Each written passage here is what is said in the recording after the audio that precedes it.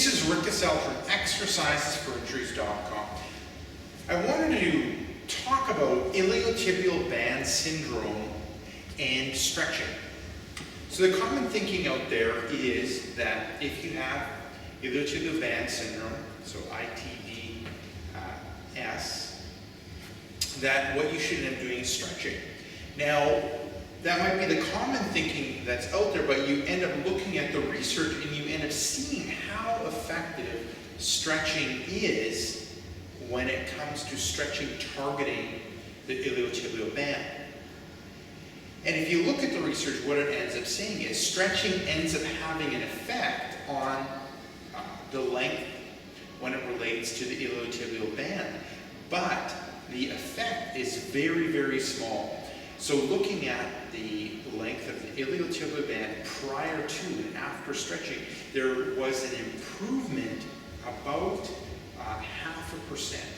And looking at specific numbers, looking at the group that they ended up stretching out, there was a 2 millimeter improvement in the group, plus or minus 1.6 millimeters.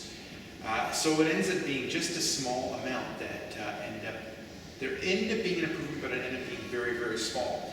Now, saying, do I not get people to stretch at all if they have iliotibial band syndrome?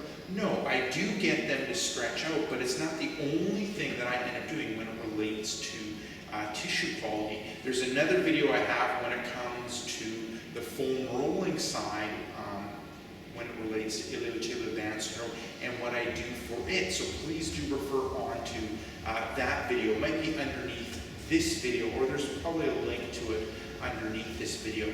Now let me go through the stretch that they ended up researching. I call this hanging out at the bar stretch.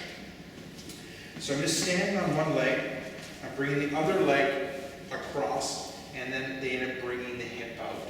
And to a point where the individual ends up feeling stretching stretching in that iliotibial band, and they end up holding it for a period of time. So looking at it again, standing on one leg, this leg is straight, the knee is soft, bringing the other leg across.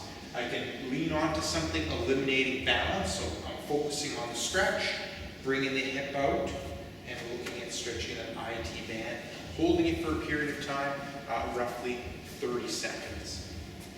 So this is Rick Kaselj from exercisesforinjuries.com highlighting that stretching is important if you have iliotibial band syndrome, but it's not the only thing that you should be doing because you get a little bit of a benefit when you stretch out that IT band.